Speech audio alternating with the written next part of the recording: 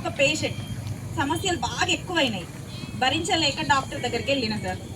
వెళ్తే డాక్టర్ నా సమస్యలన్నీ విన్నారు. నాకు ఒక సమస్య మొత్తానికి తొలగిపోవాలి అంటే ఒక ఆపరేషన్ చేయాలి, కానీ ఆపరేషన్ అంటే వెంటనే చేయలేము.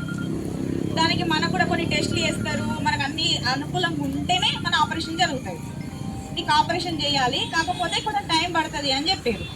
మరి ఎట్లా సార్, నాకు బాధ భరించలేకుండా ఉన్నా నేను అని అన్నా. అంటే అప్పటి మందం మీ నొప్పి తగ్గడానికి కొన్ని మందులు రాస్తా అని చెప్పాడు. మేము సమగ్ర శిక్ష ఉద్యోగులం అందరం పేషెంట్స్ మీ సార్. మా డాక్టర్ ఎవరంటే ప్రభుత్వం. మాకు మా సొల్యూషన్ అంటే మాకు మొత్తానికి ప్రాబ్లం లేకుండా చేయాలంటే మమ్మల్ని రెగ్యులరైజ్ చేయాలి, కానీ దానికి కొంచెం టైం పడుతుంది. కాబట్టి అప్పటి మందం మాకు కొంచెం మందులు రాయాలి, అంటే మాకు ఒక బేసిక్ పే స్కేల్ అనేది నిర్ధారించాలి సార్. అయితే మాకు మేము చేస్తున్న సమయంలో దాదాపు అధికార పార్టీ నుంచి కూడా మాకు మద్దతు వస్తుంది సార్. ఎట్లా వస్తుంది అంటే డాక్టర్ గీకి మందులు రాస్తే మీకు తగ్గిపోద్ది నొప్పి ఇప్పటి మందం అని చెప్పినట్టుగా వాళ్ళు కూడా మాకు ఓరల్గా చెప్తారు సార్. మేము మెడికల్ షాప్ పై డాక్టర్ గారికి ఈ మందులు చెప్పారు, మాకు ఈ మందులు ఇవ్వండి మా నొప్పి తగ్గించుకోవడానికి అని చెప్తున్నాం.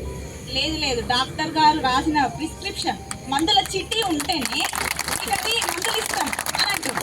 అంటే ఓవరాల్గా మాకు వద్దు సార్, ఏది ఇచ్చినా రిటర్న్ ఇవ్వండి కాగితం మీద. ఇప్పుడు ఒకవేళ మాకు 2-3 రోజులలో ఏ పరిష్కారం రాకపోతే మీరు మేమంతా ఎంతో కొంత కృషి చేస్తా అని చెప్పారు కదా సార్.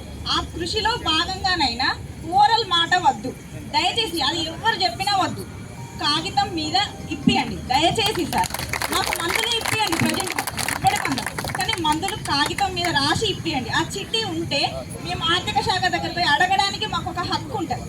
బట్ కూర్చొని మందులు చెప్పండి సార్ మాకు మీరు ఇవ్వాలి మెడికల్ షాప్ వాళ్ళకి అంతే, మేము డబ్బులు ఇస్తామంటే వాళ్ళు ఇస్తారా సార్? ఇయ్యరు. చిట్టి ఉంటేనే ఇస్తారు, ఎందుకంటే అది జెన్యూన్ అవ్వచ్చు కాకపోవచ్చు. అట్లనే మేమందరం ఏ రకంగా